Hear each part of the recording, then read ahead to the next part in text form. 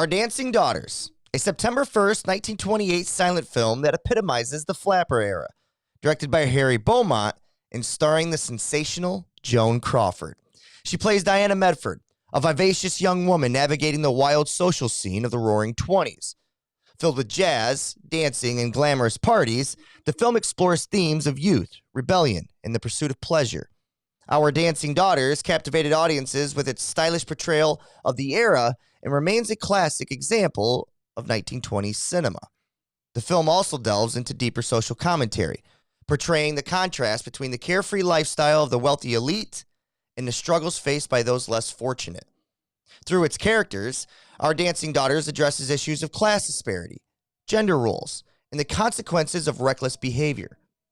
Joan Crawford's charismatic performance as Diana embodies the spirit of the era while highlighting the complexities of youth culture in the 1920s. As a landmark of silent cinema, Our Dancing Daughters continue to captivate audiences with its dazzling visuals, energetic performances, and timeless themes. Ladies and gentlemen, Harry Beaumont, treated with Joan Crawford, present to you Our Dancing Daughters.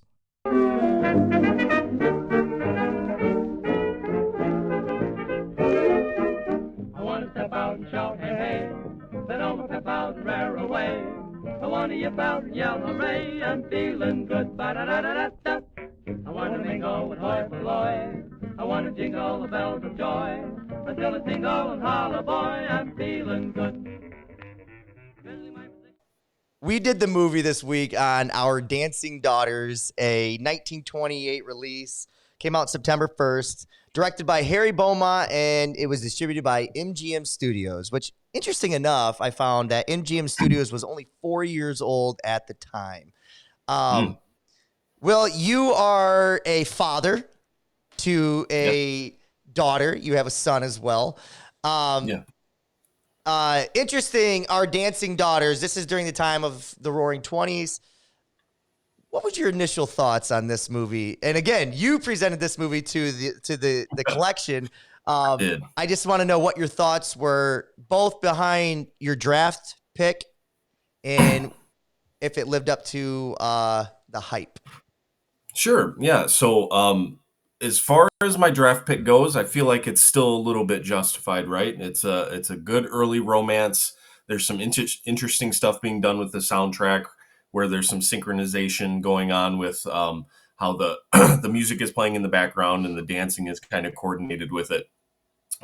So I think I was expecting maybe a little bit more musical, a traditional sense where we had, some singing going on or some like actual routines. None of that. So I was a little disappointed in that. And then overall, as a movie, also a little disappointed. Maybe the first one we've watched where I thought, oh no, this one wasn't very good. It's so funny because I've told you this a few times. Kylie is asked if I like it. It's always the big question. Did you like it? And what I took away from this is like, okay, great. Especially early on, because I think we knew right maybe 5-10 minutes into this movie, we're like, okay, we're on for this journey. This is going to be that type of romantic comedy of the 1920s, and we'll kind of just hang on and see what it's about. I still found great things from it. I loved seeing Joan Crawford and kind of her personality type that she brought to that character. But more importantly, just like the way in her presence on screen. And I liked seeing Anita Page kind of be her 1A, 1B, and whether or not they balanced each other out, to which I thought Anita Page held her own, and it was this great kind of verses throughout the film. What didn't you like about it? Let's get into that before we talk about all the things in the movie and we break it down. Why is it not hit the palette for you? Yeah, so I think part of it felt juvenile, right? It kind of felt like I did a few semesters of teaching when I was getting my master's program or getting my master's degree at the University of Toledo. And I'd have to grade papers at the end of the term, and you can always tell there's half of these that were written in the last 48 hours, and there's half that weren't. And this one felt like a movie that was kind of jammed together. Like they had an idea, but they hadn't quite thought out the conclusion. I mean, and when we get to the ending, I think that my claim holds up pretty well. But yeah, it just felt unorganized. It felt a little underdeveloped, and it just ultimately, and it was a little, it was a little 1920s and not 2020s, Yeah. and its kind of treatment of the story and self value. So Yeah. Yeah, juvenile is a great word. Top surfacey is where I was at with it. And I think again we're kind of maybe our expectations need to be continued to be hindered. I mean, we're still only in 1928 here. You know what I mean? We're in the fourth movie installment now, but we're still only in 1928. So I think maybe we need to kind of pump the brakes a little bit. But you're right. I'm watching this film, which, by the way, anybody that wants to give this part talkie credit, no, it's not. This is a silent film. It is. Yeah. You're right. With the soundtrack, it is synchronized. They did overdub some of the sounds that go with it. Especially when the horseback and the riding, you can hear the hoofs and stuff like that. So that does help. I definitely think that helps with the overall presentation of the movie. But just as a narrative, right? Just as a narrative, this is as juvenile gets, which it's the Roaring Twenties. I mean, a lot of these things on the top surface are very, what's the word I'm looking for? I don't know what the word is, but just Anita Page's character, Anne, her whole thing is amoral. She's bad. And it never in the movie does she ever develop or overcome her evilness. It's just purely that through the whole thing. Even so, you're right, the ending of this, which kind of caught me off guard. For sure. When it was being set up, and we won't stooge it off yet, but when it was being set up, I was thinking, oh my God, are they going to do this? And then they did it, right? So, yep. But yeah, so I'm with you. There was moments early on where I was like, there was pockets of really good writing, even for a corny kind of love story. I was like, there's some decent writing in here. And then they hit you with something like the way you opened our chat today with what was the quote? Little hot baby need a cold sip or a little cold sip or something like that's the line in the movie. So I hope that's in Kanye's new album. I really hope that's in his new album. It's gotta be, right? Yeah. So I'll let you listen and let me know. Yeah. Well, yeah, I won't be doing that either, but I'm sure all the kids will tell me. Anyways, so yes, there's some glaring negatives to this movie. That doesn't mean I didn't enjoy the watch. I wasn't bored. I still have yet to be bored in this, and I think it's because I'm watching these movies through a different lens, right? I'm constantly taking notes. I'm constantly trying to learn different techniques. Was this done before? It's fun. I still enjoy it. I'm still having fun. Anything as far as, some of the things you did like in this movie before we kind of break it down and get to some of the scenes? Yeah, so there was a couple of performances that I thought were really good. I think Joan Crawford, Diana she was obviously very good in this. And then her friend, I think her name was B or Beatrice. Beatrice, yeah. Yeah, I'm not sure the actor or actress's name, but Dorothy Sebastian. Oh, okay. Yeah, no, I thought she had a really good performance as well. They had some moments in the movie that felt, authentic, where they were having conversations or interacting, and it just felt natural. And then I also, one of the things that really stood out to me, and the reason why it stood out to me is because early on in the movie, I was having difficulty telling the difference between Diana and Anne. I wasn't sure who was who. I was trying to keep up. I was trying to take a little bit more notes with this one because after 5 minutes, I was like, whoa, I'm not going to be able to watch this like the other ones. I need a little bit more analysis here. But one of the things that really stood out to me was the theme in the music. So once we kind of get to the point, it's about half an hour into the movie when they're racing horses or riding horses at the big event. And Diana's theme music kind of kicks in, and that song, the "Love You Once More," kind of started to set place. I was like, "Oh, okay, now I know who she is." Like So I really thought that the music, they really utilized the music in an important way, um, to help the movie kind of chug along a little bit, because the story itself was not all the way there, I don't think.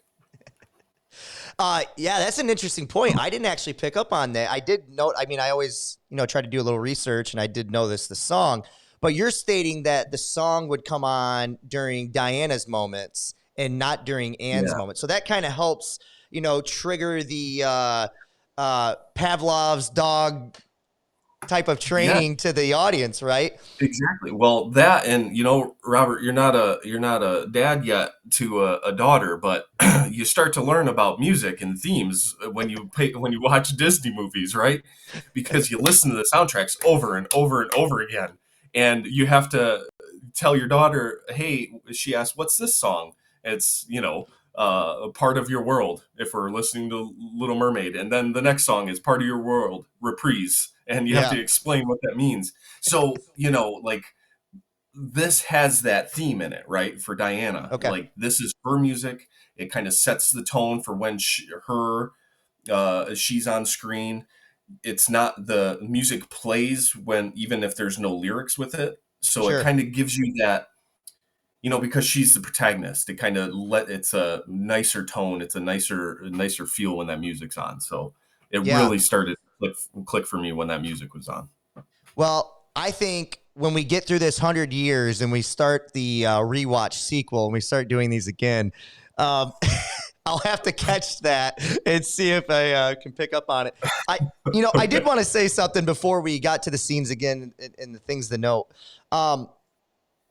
There is something about Joan Crawford's character, Diana, that I gravitate to, that type of personality trait in and maybe it's more of a fantasy, or maybe it's just something that I haven't came across a lot, but like the kind of, to label her with like a simple label, it's like she's a hippie, she's a flapper, of that Mhm. time, but Mhm. she's presenting herself to be this thing. She's very extroverted to the public, very introverted to the personal, and that's the character types I always gravitate to in movies.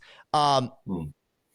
As people as well, I think. I'm just curious, if I was to line up Anita Page, Joan Crawford, and Dorothy Sebastian, but let's just forget their real the on-screen personalities of Anita, Yeah. Beatrice, and Diana. Which one do you tend to gravitate towards? I think I know what your answer is, but I'd just be curious. I'm going to write it down, and then you give the answer. Oh, no. I hope I'm right then. I Hope think I'm I right. know what your type would be. What would go I, I, ahead? you're right. I hope you're writing down Diana. Interesting. I did not write that down. I thought you would have Okay. been Oh, Beatrice. okay. Yeah. I mean, More of a she's definitely reserved, right there. more of a Oh, yeah. reserved, kind of refined woman. Yeah, no. Yeah, the reserved stands out. I think I like Diana a little bit more. I like that personality a little bit more, because she's willing to engage in the social scene and have fun. And Sure. I recalling my early 20s, used to like doing stuff like that too, but it was never the thing that I really wanted to do, right? Right. I'm a homebody. I found a homebody, and we spend time at home. Like, we that's what we do. Our So, bodies are at home. Yeah. yeah, exactly. So, yeah, no, I appreciate the Beatrice pull there, but no, I'm more of a Diana in this instance. Okay. Fair enough. Fair enough. I'm constantly learning things. All right, let's talk about the movie a little bit here. 85-minute runtime. I already said it was distributed by MGM, who's 4 years old at this part in time. Things Now to owned note. by Amazon. Yeah, now owned by Amazon, which is interesting. You're right. Amazon, there's probably a lot of things that can be said that Amazon owns now. Yeah. Couple things to note. Joan Crawford, whose real name actually is Lucille LeSueur, and the deep thinking minds, producers of MGM, came along and thought that the name LeSueur sounded too much like sewer, so they had to change it, and they actually did a contest to let the fans give the name, and the name Joan Crawford is what they eventually settled on. I thought that was kind of a fun little anecdote. Here's another interesting anecdote. Apparently, Joan Crawford was more like Diana in real life, and the movie is basically based on Joan Crawford in real life. In her early days as an actress, she was not being utilized in the way that she thought she should be utilized. So she put it upon herself to go to these Hollywood nightclubs every night and dance and get seen by producers and kind of become the talk of the town until she was the rival to Greta Garbo as 1A and 1B when it came to Hollywood leading ladies. So much so that different magazines would go on to tout her as the first queen of Hollywood, which that's an interesting one. But here's how she got the role in this movie, Will. Okay. And it's just interesting that it gives you personality to Joan Crawford. This is not something that you would want to get a role, especially when you talk about the Harvey Weinsteins and the Me Too and the later on. But Joan Crawford stripped naked in front of a producer in order to get the lead role for this movie. When the decision maker told Joan in that moment, hey, I'm not the one that's in charge of casting, the director is, she said, thank you very much, got dressed, found the director, and then continued to repeat the same scene. She ended up getting first billing and became Joan Crawford of Our Dancing Daughters. So, interesting note there. Will, you familiar with F. Scott Fitzgerald's work? I mean, very little. But yeah, I know who he is. Well, if I was to do this with about 10 other people, no one would know who that is. And so I'm glad you at least know who he is. He's an author, right? So Joan Crawford, this is a quote straight from him during her time during the Roaring Twenties. Joan Crawford is doubtless the best example of a flapper. The girl you see in smart nightclubs, gowned to the apex of sophistication, toying ice glasses with a remote. Faintly bitter expression, dancing deliciously, laughing a great deal with wide hurt eyes. Young things with a talent for living. I like that quote, a talent for living, because it talks to the extrovert nature of her. But some of the other things he talks about in here really means he was observing her well and paying attention. She's an introvert. She's got more layers than just the girl dancing wildly and about in a club. So, the last thing I will say is she was considered to be the first queen of Hollywood. But by the end of the 1930s, she was known as box office poison. Because even though she was starring in a bunch of films, all of them began to start losing money. So whether that be her fault or, too many narratives like Our Dancing Daughters, but she started losing money and therefore people stopped casting her as the lead in some of these roles. So just thought there was some interesting side notes on Joan Crawford. I only had one other one on Anita Page. Interesting enough, her career spanned over well, I'm just going to tell you, from 1925 to 2008. Whoa. She lived to be 98 years old, and her last movie was Frankenstein Rising, a really poor, low-budget Hollywood or horror movie. But, man, to her credit, she did it. So, you ready to dive into the movie? Yeah, let's do it. All right. First scene. We come upon dancing feet in a three-way mirror, and I'm with you. There was a lot of confusion in the first 5-10 minutes of this movie for me. Will, I took notes, and then I would have to erase those notes because they actually ended up being wrong. So let's talk this out. The first scene you see, Diana is seen dancing in front of a three-way mirror to start the movie. We are introduced to her and what I thought was her mother. Did you think that too? Even though it said chosen mother, I originally thought it wasn't her mother, and then the way it was set up later, I was like, oh, this must be her mother. Was that her mother in that scene or no? I don't think so. Okay. It was Beatrice's and Freddie's mom, correct? Yes. Okay. I'm pretty sure. Yeah. That part was a little lost on me, to be honest. Those, like I said, it really took me a good 10 to 15 minutes before I could start to make sense of some of the hectic first scenes there. Yeah, and it took me about 10 to 15 minutes as well to just kind of make sense of like what's important to know and like what's not. So for any of you Yeah. listeners out there, if you guys were as lost as we were, I think we kind of got it figured out and narrowed down to the important parts of the movie. But as far as those opening scene, the reason I was confused is because it seems early on that the woman, the mother, who we believe to be Beatrice and Freddie's mother, is happy for this daughter, this person, Diana. And then Right. as soon as they leave, she goes on to talk to her husband and talk about how, are we sure we want our kids hanging out with that Diana Medford, who's, she labels her Right. as I'm not sure what she labeled her as. Oh, as a wild child. Mm. So like, it was almost like she went behind her back to her husband and Yeah. said that she wasn't good for her kids. So I don't know. Right.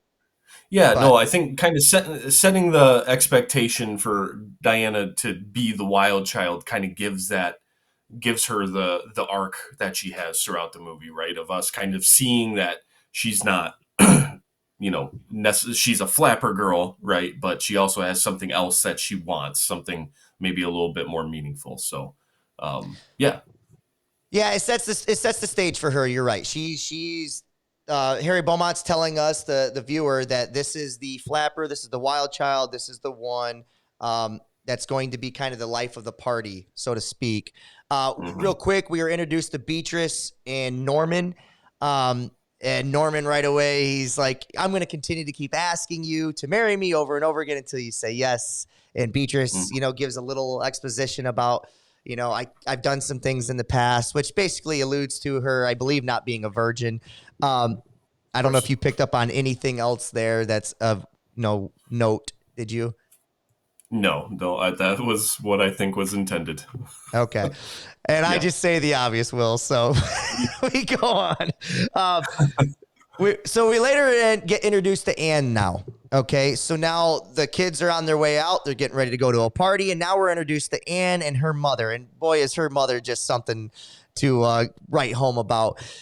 This is her mother basically trying to lay out the blueprint to her daughter about the rags, the riches story. But doing it not through hard work, but through manipulation. Yep. Yeah. No, there's definitely some ground set there for our expectations, and it's not exactly the inverse of what Diana is going to kind of go through in the film, because we, as the viewer, we know the whole time that Anne's kind of got some more malicious intentions for how she's approaching these parties. But she does have a period there where she's presenting herself as the good girl. So these early scenes let us kind of know that she's putting on some sort of facade here, and that lets us know to take that seriously. At any moment in this film, did you pick up on whether it be early on to the end, any sense of like,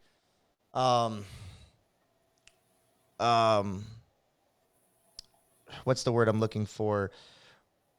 When a character, you actually feel for them, or like moments of Like empathy.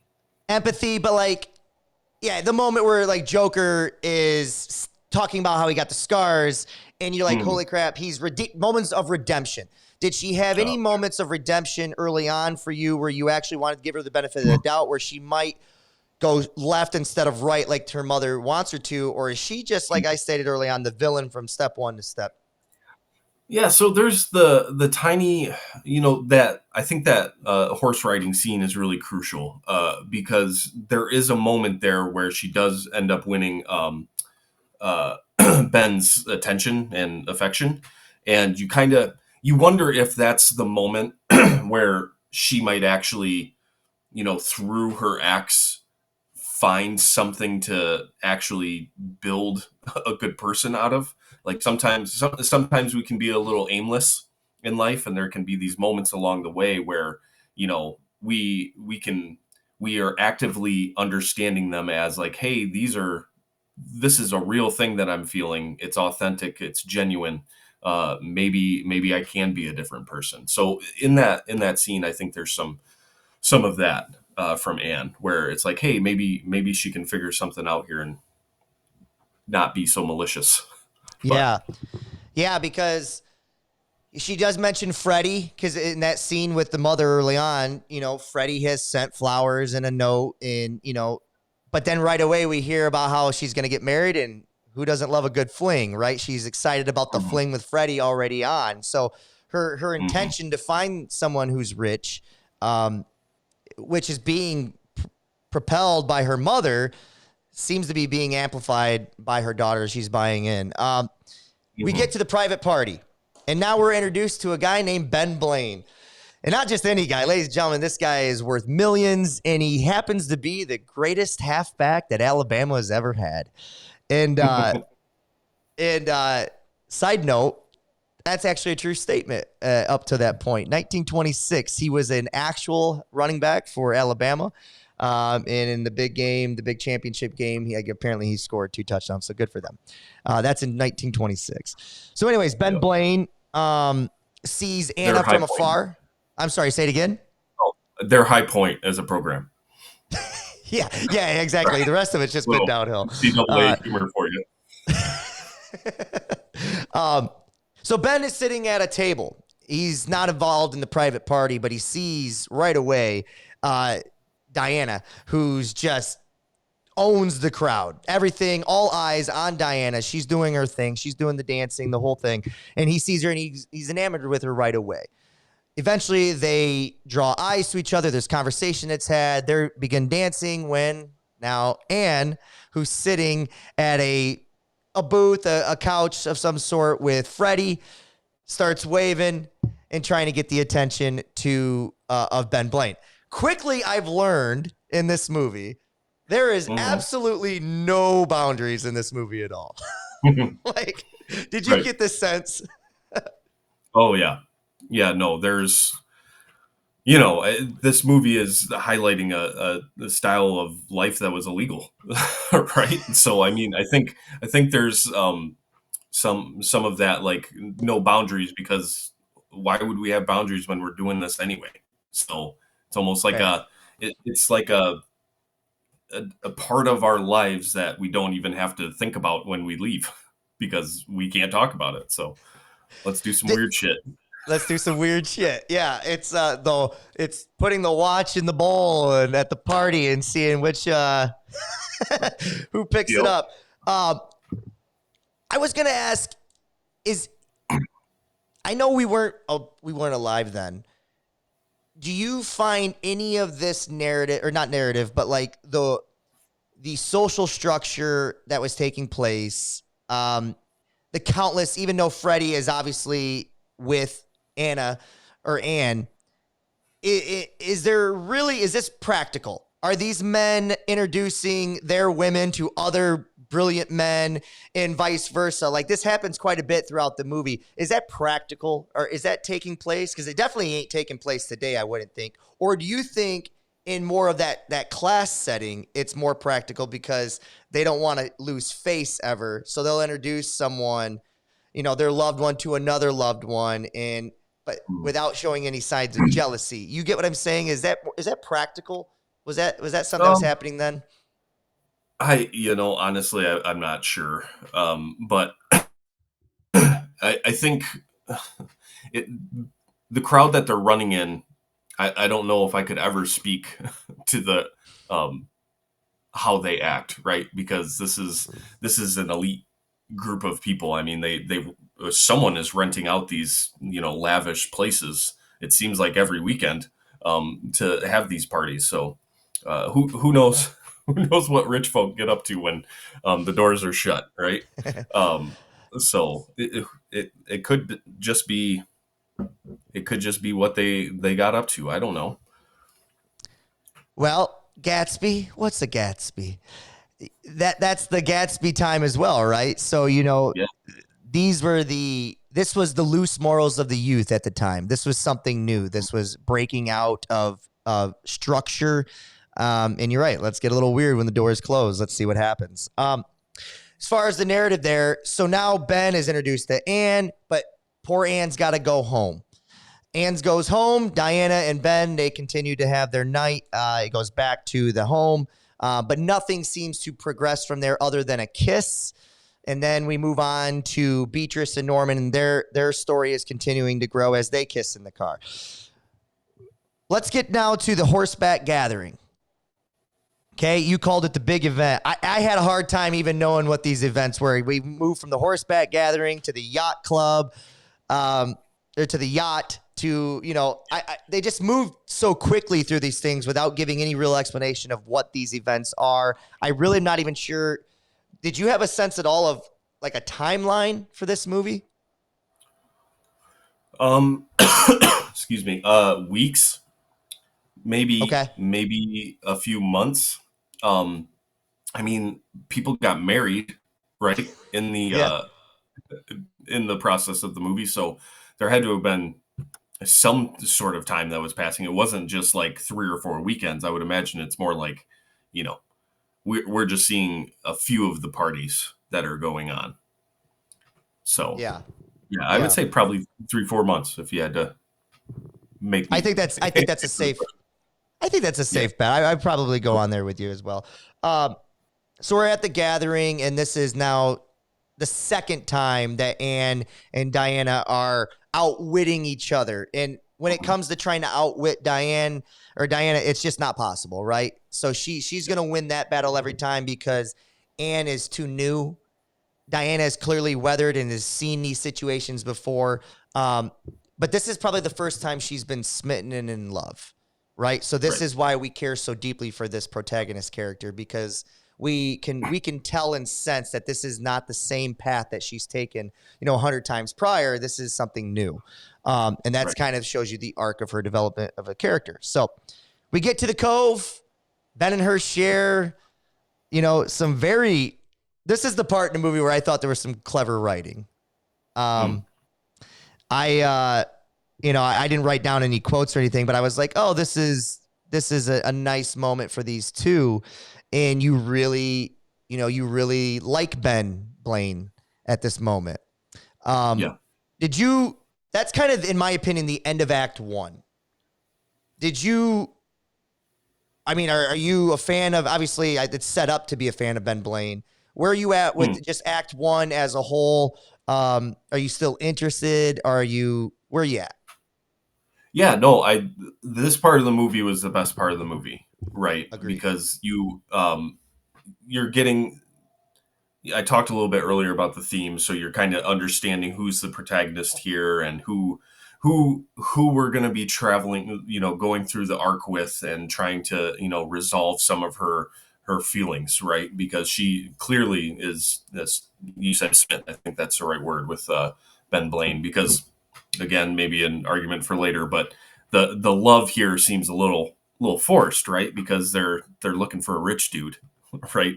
If they were actually looking for love, they might broaden their horizons a touch. But anyways, this was the best part of the movie, because I still think at this point you like Ben a little bit. You really like Diana, and even Anne, when he starts to, when they fall in love, when he falls in love with Anne, she even seems like she might be redeemable in this at the end of Act 1. Okay, I can buy that. At least to us, we're not sure if we assume that she's going to start growing as a character, right? She's going to start questioning, like you said, doing some real conscious analyzation of her, her wandering aimlessness, right? You give some direction to her life. You're right. This is the peak of the movie. This is the moment where this movie, if written differently, could have been saved. I'm not somebody that dislikes romantic comedies. I'm a big fan of How to Lose a Guy in 10 Days. I'm a big fan of Definitely Maybe. I'm a big fan of these movies. You know what I mean? This is where the movie goes sideways, and not just, it goes sideways quick, right? Yeah. So the very next scene after this is they talk about the yacht club, or the yacht, and how everybody's going to go to the yacht. And now they're there, and Beatrice, Freddie, Diane, they're sitting on a table or sitting on a couch somewhere, and they're like, "Hey, where is Ben? where's Anne? And we're like, where the hell are they? Now, I took it to be, this is another confusing nature, but like I thought it was nighttime on this damn yacht, which, did you? Okay. Yeah, for sure. And then all of a sudden we see in the middle of the daylight in the next scene, Anne and Ben walk into the same rocky cove, questioning daring women and whether or not it's appropriate to be married to them. And Ben, the coward he is, spinelessly starts kissing onto the villain of the movie. So the movie, so we're in agreement. This movie just really drops right here, right? Yeah, so I think this scene is, there's still a tiny bit of hope, right? Because this is what I'm kind of talking about, how Anne is saying things, but is she going to be able to act on them? Is she going to be able to change? Is she going to be able to hold up her end of the bargain?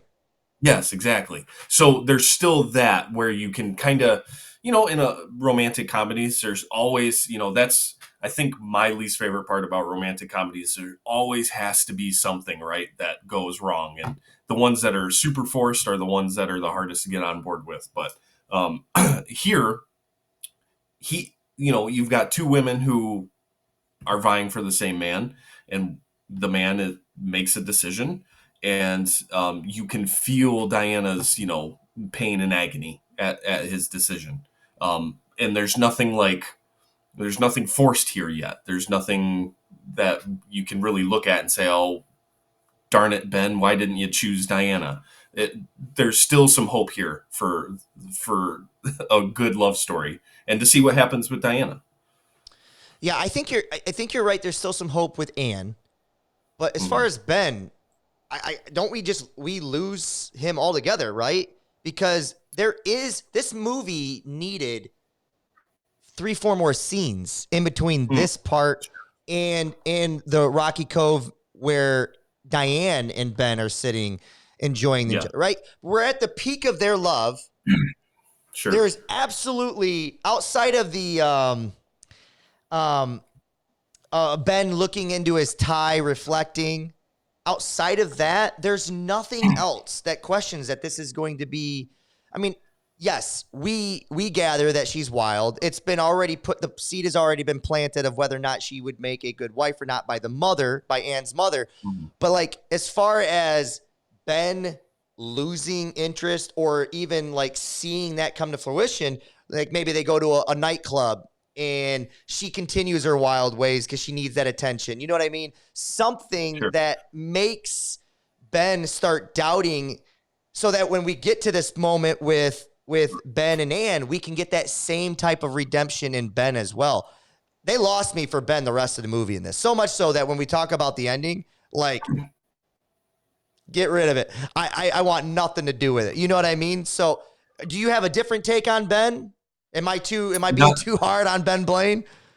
Not yet. I don't I have a different take at this point in the movie. By the end of the movie, I'm completely with you. But what you're saying here is that you hate The Bachelor, right? Because you gotta, once you start kissing somebody, you gotta see what happens with this person. You can't be kissing multiple people on the same cove. Yeah, so with that take, yeah. So like, unless everybody is coming to the cove knowing that they're gonna be kissing each other, and then that's different, right? All I'm saying is Ben made a choice, and his choice was Diane on that cove. And I'll tell you what, even the location that Harry Beaumont chooses to use, the cove again, to me is malicious. Like, it's malicious because it's a sacred now place for Ben and Diane. If you're going to have this moment with Anne, take it somewhere else. You know what I mean? So then maybe, you know what I mean? Like, to me, it's the equivalent of cheating on your spouse in your own bed. To me, that's what it is.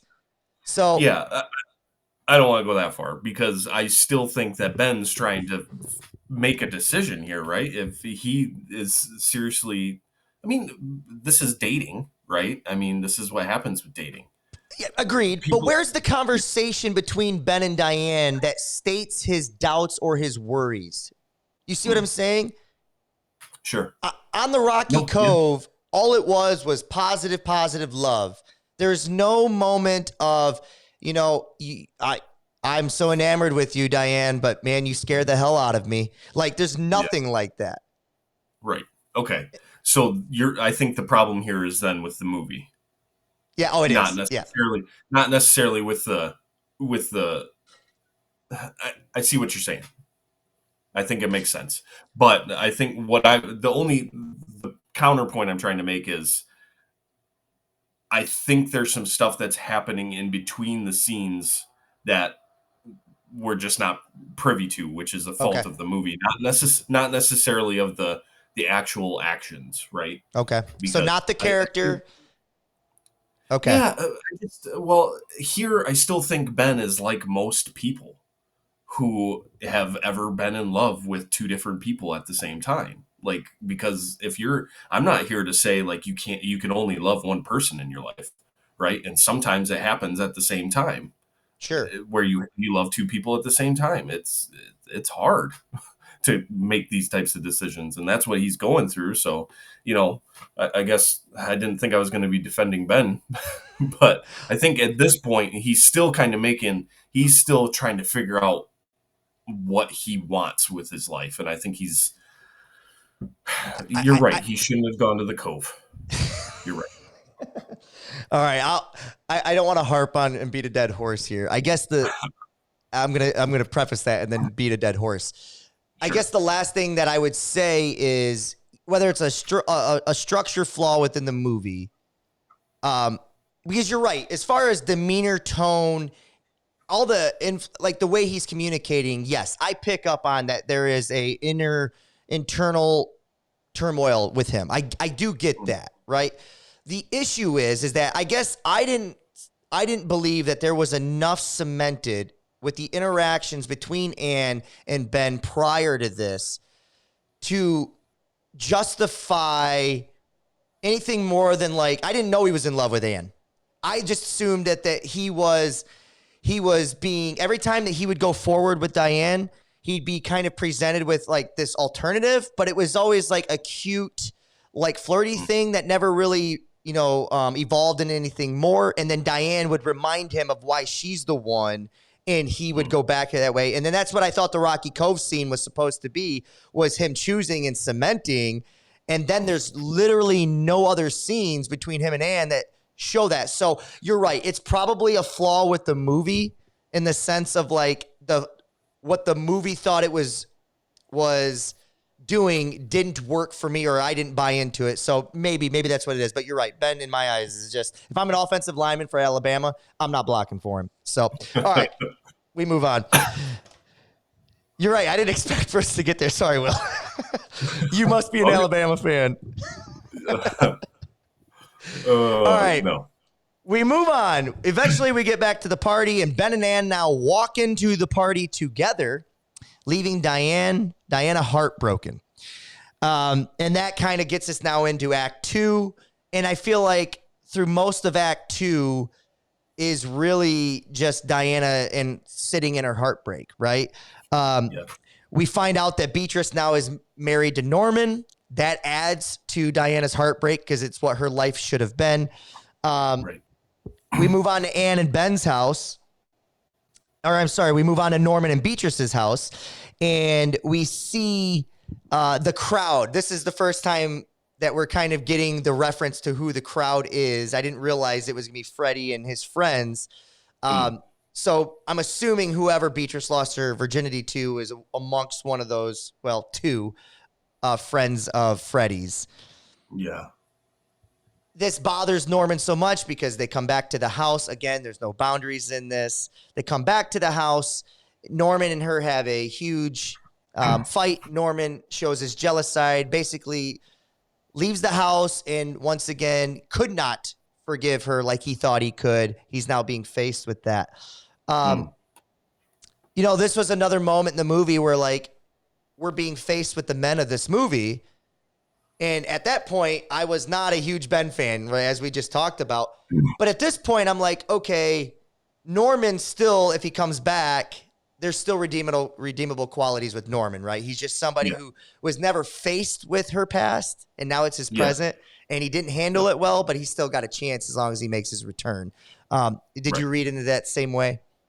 Same way. It's one thing to know something. It's another thing to See it. experience it. Yeah, and see it. So This movie moves fast. Right away, we're into something, some type of farewell party. Nothing explained. We're just going with it.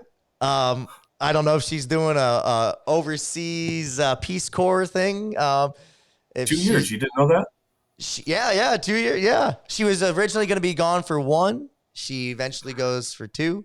But basically, this is like the most wildest 15 minutes of this movie, right?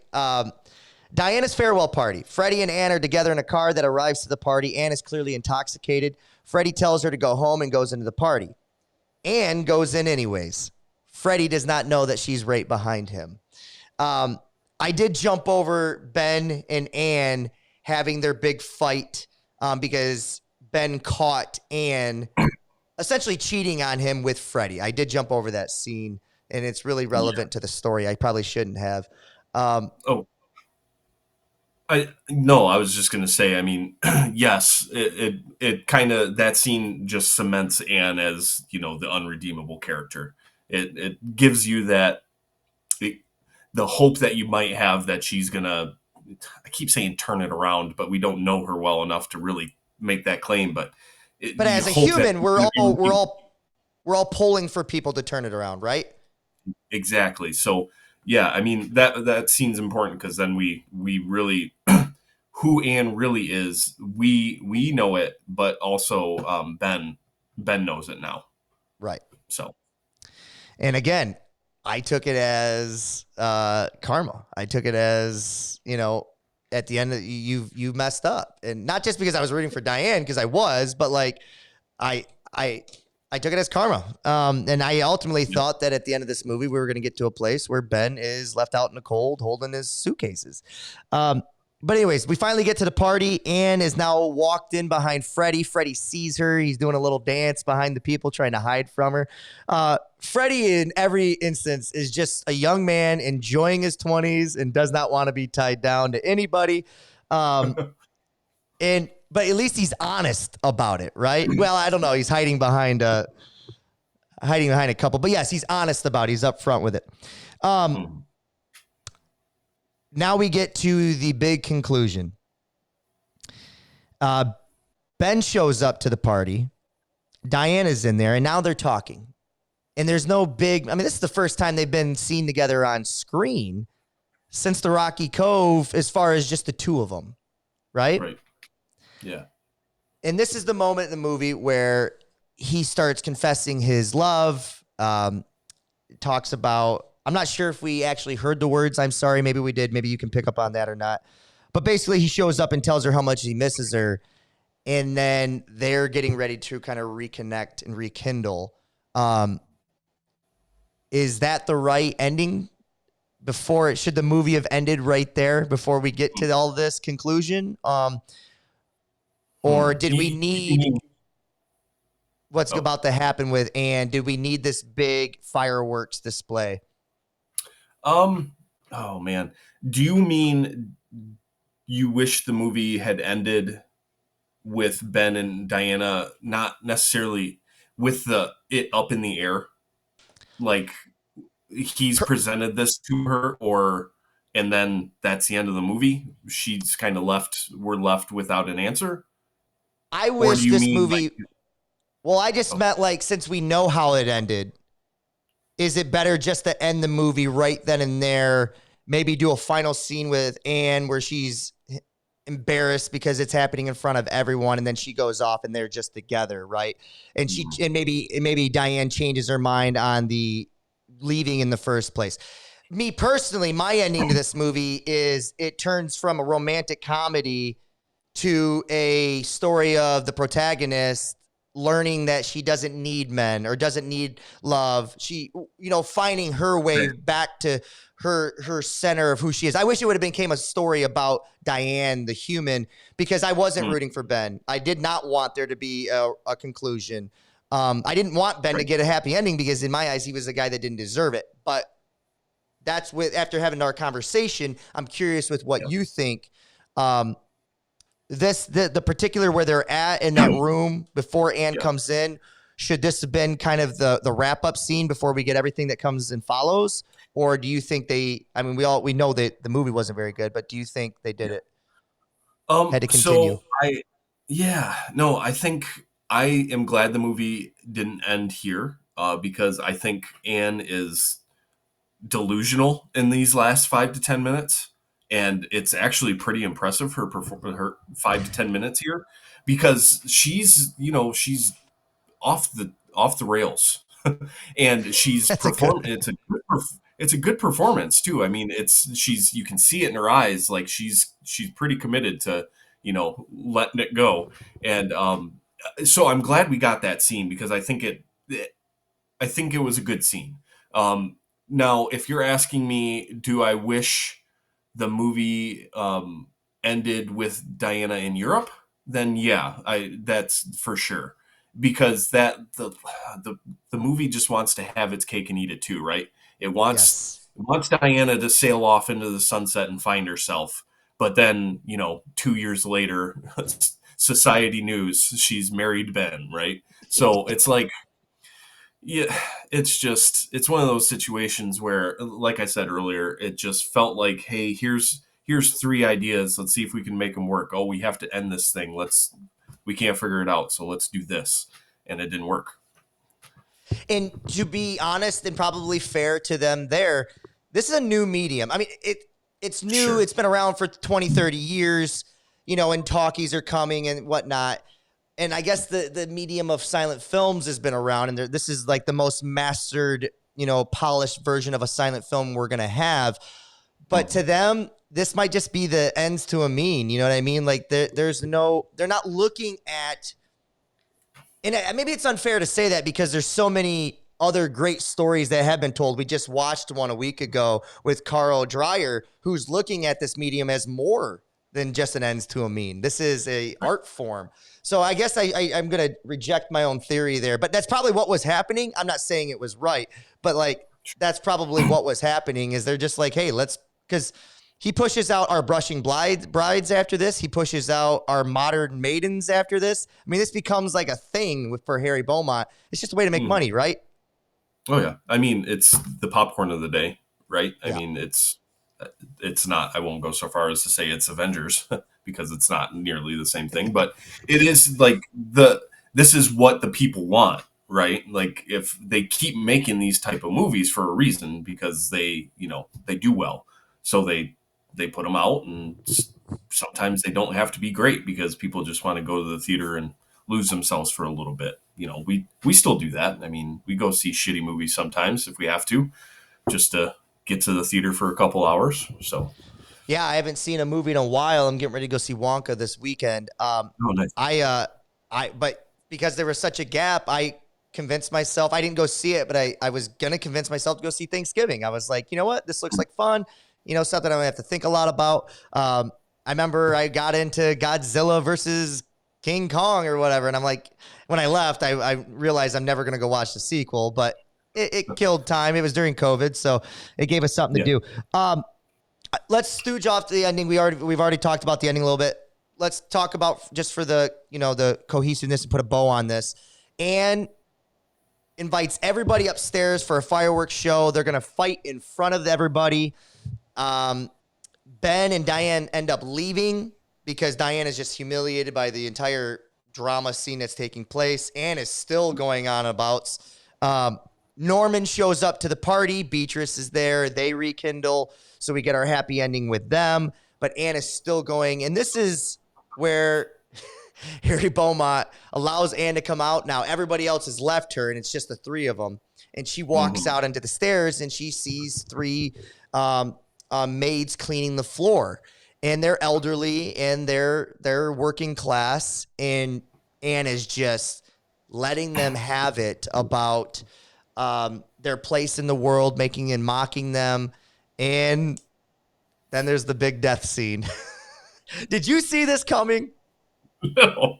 I mean, at the very, I didn't think they were going to do it, right? You could tell, like, she's drunk. She's standing at the top of the stairs. Like, she's kind of swaying back and forth. It's kind of like one of those things where you're looking at it like, um, you think it could happen. Like, it's there, but you think they're not going to take the step to actually do it.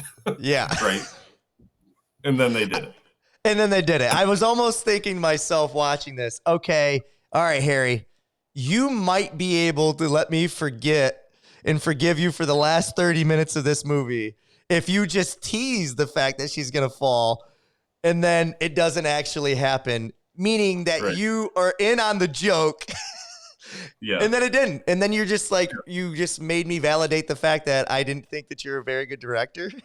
And that's just how I feel about you, Harry. So good for you. Yeah, she fell down the stairs to her death. And then finally the big conversation outside between Ben and Diana. She gets into, I'm assuming, a cab, a taxi, or her driver's there, takes her off to Europe for 2 years. And what was a love story that took place, what we think weeks or months, was strong enough, even though there was a marriage in between it, was strong enough to hold on to a 2-year hiatus in Europe. And she made her way back to Americas, where she ultimately fell for Ben again. My question to you, since we did get that ending, do you believe she came back for the money or for the love? Oh man. It's got to be the money, right?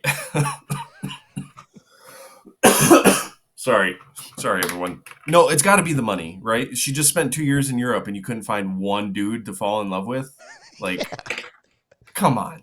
Yeah, bullshit, exactly. right? I give to go to that to little baby. She didn't find anybody to be awesome over there. Right, exactly. In the 20s in France, probably. Like, no. Yeah. She lost all of her money, had to come back, and luckily Ben was still fawning. So Yeah.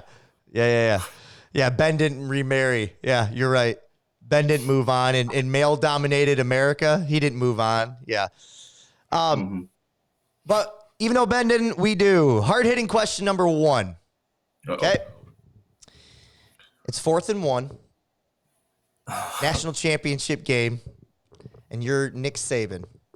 You get one chance at it. You going Mark Ingram or you going Ben Blaine? Why are you not going Derrick Henry? Oh, Derrick Henry. You're right. Derrick Henry's probably the guy I'm going with. You're right. Yeah, give me Derrick Henry. Ben doesn't do it for you, huh? No. Can you imagine him trying to go out there and get a yard right now? That would be hilarious. Out there, just leather helmet. Yeah. Hard-hitting question number 2, and this is the last question I have as far as that.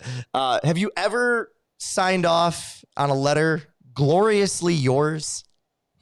No, but I'm going to start. Yeah, awesome. I could just see your mom reading that and just going, "Oh, Will."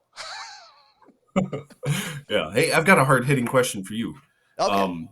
Earlier you said Ben should have been left out in the rain holding his suitcases.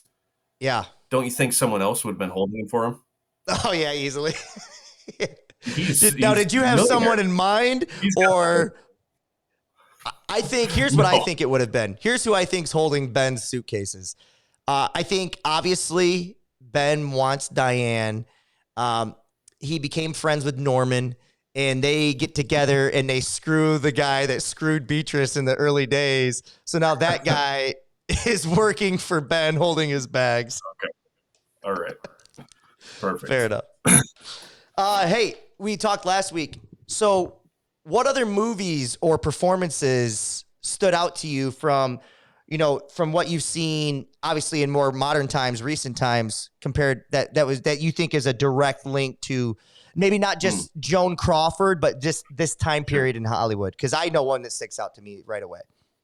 Oh, why don't you go first, and I'll try to kind of ruminate on it for a second.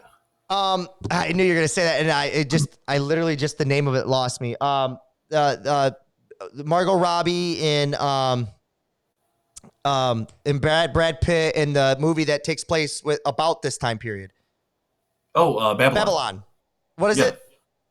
Babylon. Yeah. Yeah, Babylon. Yes. So that movie, Yep. I mean, clearly it's talking about this time, but I just kept Sure. thinking to myself the way Margot Robbie is owning these parties when she walks into the Oh, yeah. room, even though she's kind of like a mixture of like, because I didn't get the idea that Diane was poor because she is in a privileged household with Beatrice and Freddie. So, but Margot Robbie's character is like a mixture of Anne and Diane to me, and it was clear the parallels from that. Yeah, for sure. No, that's a really good poll. I was kind of thinking, the This Means War, right? That was the name of the movie, I think, with Tom Hardy. Was it Reese Witherspoon? And Reese like, Witherspoon yeah, not and a great was movie. it Chris But Pine? yeah, Chris Pine. There it is. Yeah, so like that movie's got that classic tension kind of reversed, right? Where you got two guys going after one girl, and yeah, I mean that was the first one that came into mind. I this one in particular, I don't have a ton to pull from. That past the last week, I mean, there was just so much in that movie that you could see, and I think that's the clear difference here between like what we watched last week was an all-time great, and what we watched this week was a okay 1928 movie, Yeah. because there's not a lot that you're kind of drawing out into what I've seen in the last 20 or 30 years. It's making me appreciate it because now I know what a money grab is versus what a good piece of art is. Right. Yeah, and that the money grabs can sometimes still be fun, right? Like it's okay to have a place for these money grabs because you go and you can watch the Batman. The Batman's a money grab, but good art can still come from it, right? The Robert Pattinson Batman is I think, right there with the Dark Knight. It's not as good, but anyway, right. There is good art, and then there's things that are made for us, to spend a few hours doing. And there's definitely the juxtaposition there between last week and this week with the two movies. So. Yeah, and I need to do a better job of saying what's right and what indicating that there must be something wrong. Like I don't think there's anything wrong with that. That just shows you my vocabulary. Unfortunately, I need to open up the book a little bit more. I think the problem is things are, we have to talk about art and money. Right. We can't just talk about the art because it's tied up in money. So, there's nothing we can do about that. Yeah, you're right. Unless Cinema 100 is going to break boundaries and change the world, which, hey, I'm here for it if it does. Show us the money. Yeah, so basically just final thoughts. I think we've kind of given them. I'm really impressed with Joan Crawford. Really think Anita Page did well. I thought everybody did their role.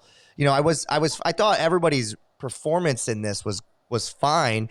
And even some better than others. So I don't want to crap on any of that. It's just like all these actors were just in a bad movie, Yeah. Yeah. And, I think maybe there's enough here where I don't want to go all the way to bad, but the ending definitely was bad. So like, it's hard not to see this movie as kind of being not very good. So. Sure. Yeah. Fair enough. Fair enough. Yeah. We move on to another one of your picks. And this one I think will be a little bit more interesting because of just the context of what we know going into it, right? We move on to the Noah's Ark. November 1 release. I'm going to attempt to bring my screen up again. This is where things went wrong last time. Oh, we did it.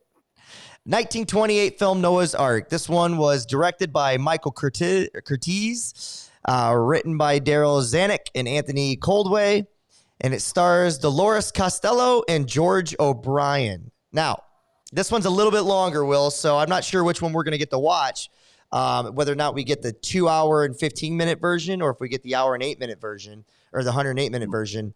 But but I'm here for it either way, because as long as the story in this one is supposed to be one of the better ones of that year, as long as the story's there, I'm here for it. So. Oh yeah, you don't have to. I'm not bothered by a 2 hour 2 hour movie. Most of the movies I like nowadays are, over 2 hours. So most of the good ones are anyway.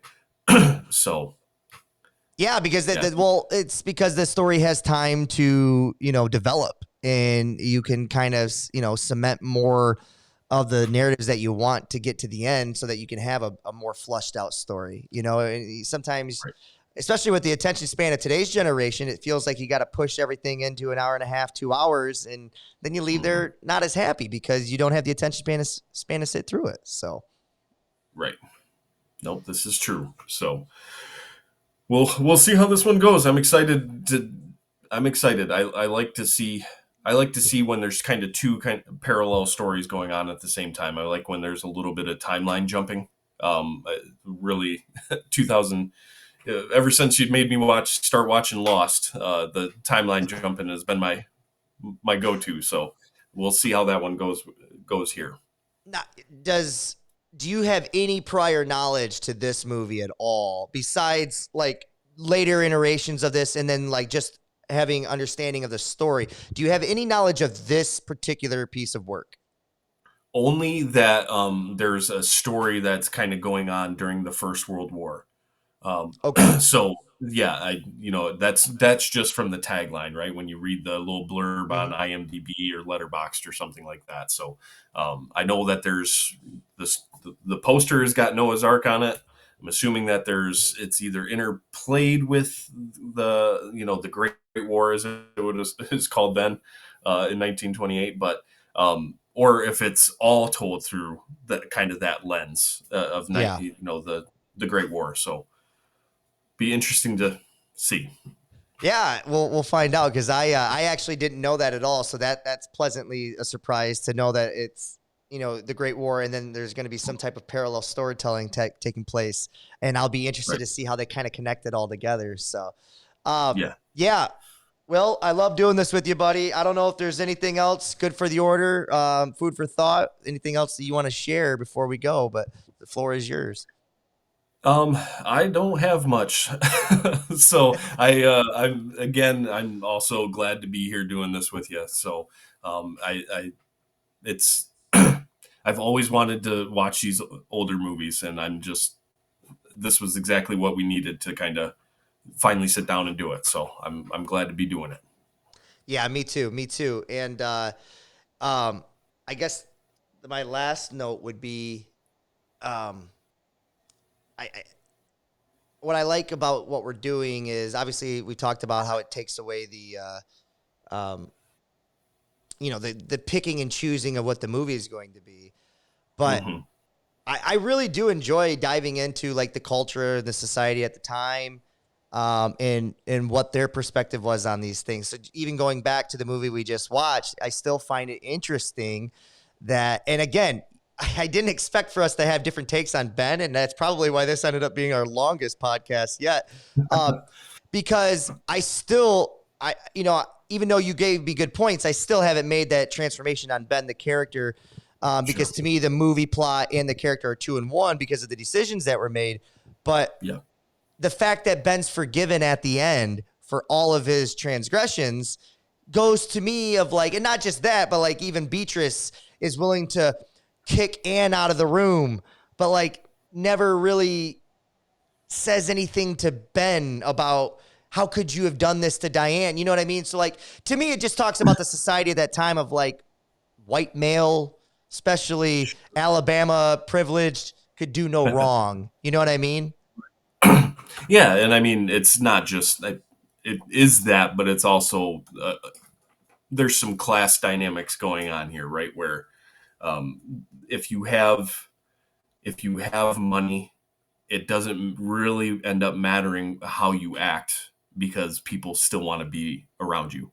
Right. People still want to be in your presence. They still are vying for your attention because you have something that they desire, regardless of what kind of person you are. And we see that all the time nowadays. It's, and what's really interesting too, I hadn't really thought about this much, but this is right before, it's a year before we see the Great Depression. So, be interesting to see if we see a few more movies like this, where we, a good time, but not necessarily too deep. If we start to see some of that transition over the next couple of years, to see if maybe this lifestyle is critiqued in a little bit, a little bit more thoroughly. Yeah, I would love to see the sequel to this where they actually show us Diane coming back to a broken down, broke Ben Blaine, who's now holding the bags for the friend who found a way to win the lottery. Yeah. Hey, that's all for us, guys. Cinema 100. Thanks for sticking on for this journey with us. We're literally in the beginning stages of this. Watch Noah's Ark wherever you can watch it. Will, do you have anywhere that they can watch it? Not for free. I know that, like Our Dancing Daughters, this one's available for rent. I use Apple, but I'm sure that Amazon would also have it available. So anywhere you rent your movies. Anywhere you rent your movies. We'll see you on down the road. All right, we'll see you.